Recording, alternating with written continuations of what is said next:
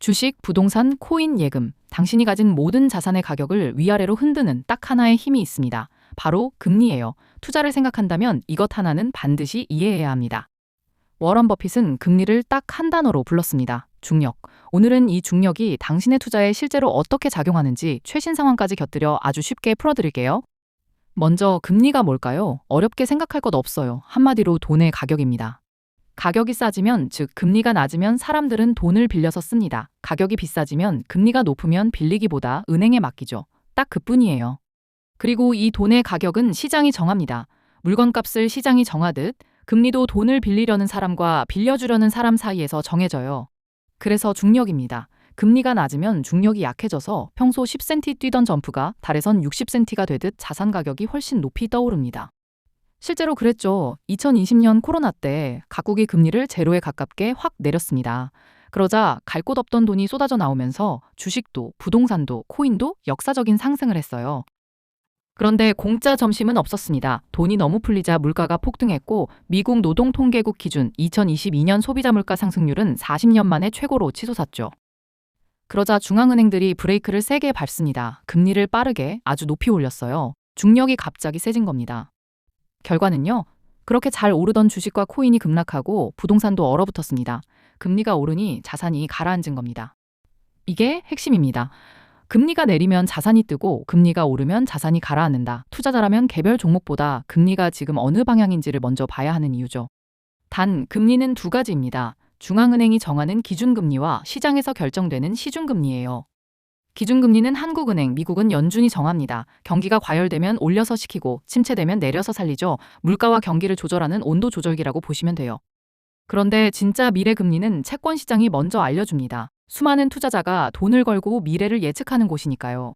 특히 장단기 금리 역전이라는 신호가 있어요. 보통은 돈을 오래 빌려줄수록 이자를 더 받는데 어느 순간 단기 금리가 장기보다 높아지면 시장이 머지않아 경기가 나빠져 금리를 내릴 거라고 본다는 뜻이에요.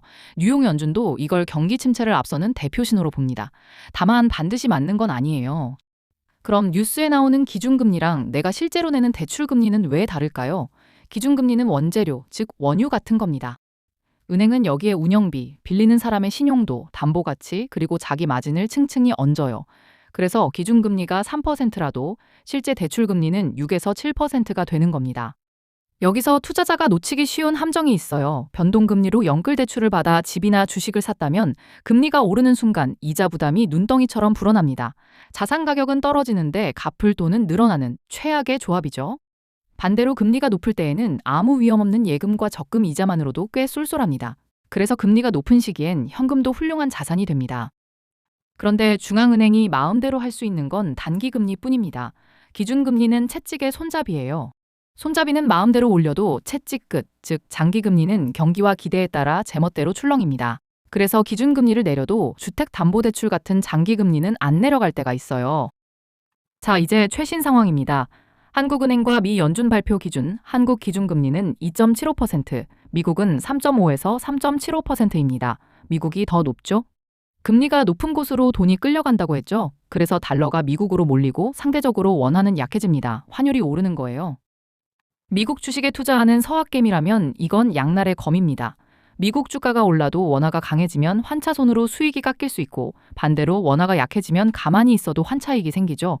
해외 투자엔 수익률만큼 환율도 함께 봐야 합니다.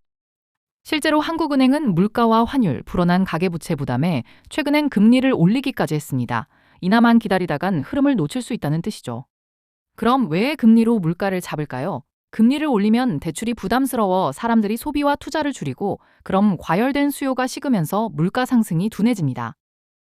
그런데 최근 연준은 물가가 여전히 목표보다 높다며 신중한 태도를 보이고 있습니다. 이제 곧 금리를 내리겠지라고만 믿고 무리하게 빚내서 투자했다면 위험할 수 있다는 뜻이에요. 자, 그럼 투자자 입장에서 더 깊이 들어가 볼게요. 금리가 오르고 내릴 때 자산마다 반응이 다릅니다. 가장 민감한 건 성장주, 특히 기술주예요.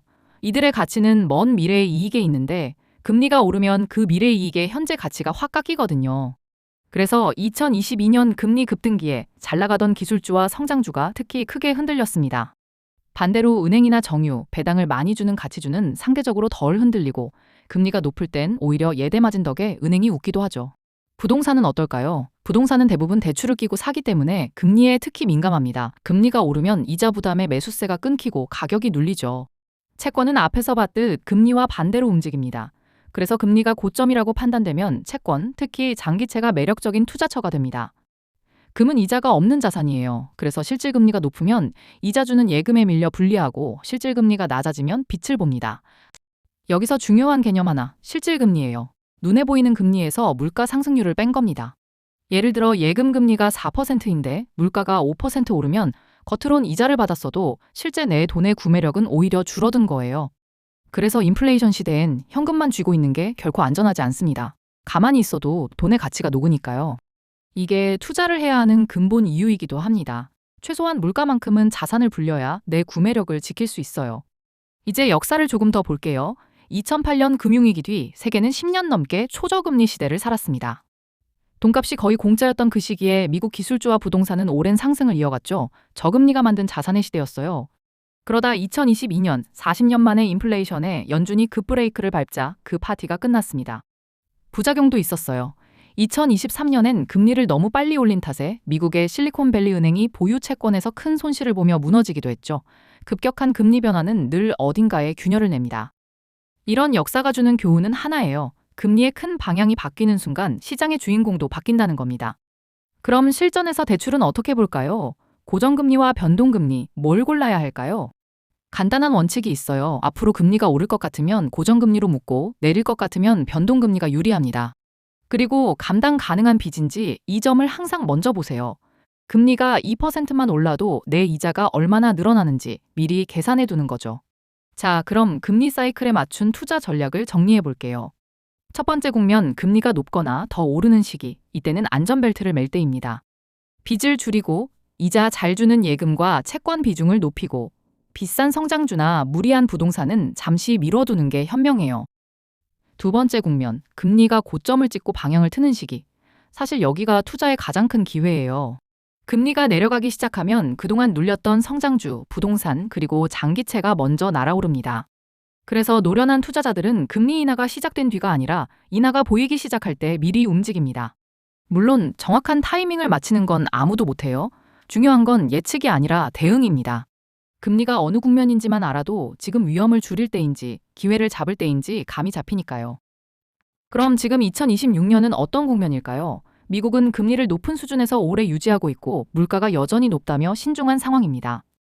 이럴 땐 무리한 빚과 비싼 자산에 올인하기보다 현금과 우량 자산의 균형을 지키는 게 안전합니다. 그리고 한국은 금리가 미국보다 낮아 원화가 약합니다. 해외 자산에 투자한다면 이 환율까지 꼭 함께 봐야 한다는 것 잊지 마세요. 조금 더 실전적인 이야기를 해볼게요. 금리를 이해했다면 이제 내 돈을 어디에 둘지가 보이기 시작합니다.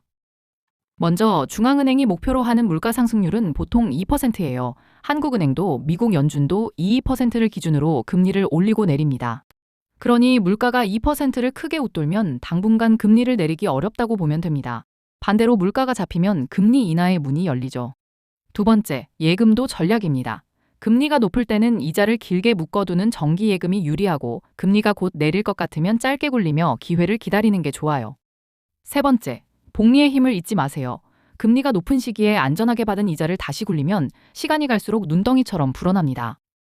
흔히 쓰는 72 법칙이 있어요. 72를 금리로 나누면 내 원금이 2배가 되는데 걸리는 횟수가 나옵니다. 금리 4%면 약 18년이죠. 네 번째, 빚에도 같은 원리가 적용됩니다. 높은 금리의 빚을 방치하면 복리가 나를 향한 무기가 됩니다. 그래서 금리 높은 빚부터 갚는 게 최고의 투자일 때가 많아요. 다섯 번째, 한 자산에 몰빵하지 마세요. 금리 국면은 언제든 바뀔 수 있으니 예금과 채권, 주식, 실물 자산에 나눠 담아 어떤 국면에도 버티게 하는 겁니다. 그리고 뉴스에서 금리를 볼 때는 숫자 자체보다 방향과 속도를 보세요. 오르는 중인지 내리는 중인지, 그리고 얼마나 빠른지가 자산 시장을 좌우합니다. 특히 금리가 빠르게 움직일 때가 가장 위험하면서도 가장 기회가 많은 때예요. 2022년의 급등처럼요. 결국 금리는 경제의 체온계이자 엑셀과 브레이크입니다. 이 하나만 꾸준히 관찰해도 남들보다 한 발 앞서 흐름을 읽을 수 있어요. 마지막으로 투자자가 가장 흔히 하는 실수를 짚어드릴게요. 첫째, 금리 흐름을 무시하고 종목만 보는 것. 아무리 좋은 회사도 금리라는 중력 앞에선 함께 눌립니다. 둘째, 금리 상승기에 감당 못할 빚을 지는 것. 자산은 떨어지고 이자는 오르면 결국 바닥에서 손절하게 됩니다. 셋째, 남들 다 살 때 뒤늦게 뛰어드는 것. 금리가 이미 낮아져 자산이 다 오른 뒤엔 이미 늦은 경우가 많아요. 자, 이제 오늘 배운 걸 투자자의 언어로 딱 정리해 드릴게요. 결국 개인이 금리라는 중력을 이길 순 없습니다. 하지만 방향을 알면 그 흐름에 올라탈 순 있어요. 이게 투자자가 금리를 공부하는 진짜 이유입니다. 자, 투자를 위해 이것만은 꼭 기억하세요. 첫째, 금리는 돈의 가격이자 모든 자산의 중력이다. 둘째, 금리와 자산 가격은 반대로 움직인다. 셋째, 그러니 개별 종목보다 금리의 방향과 사이클을 먼저 보세요. 도움이 됐다면 구독과 좋아요로 함께해요.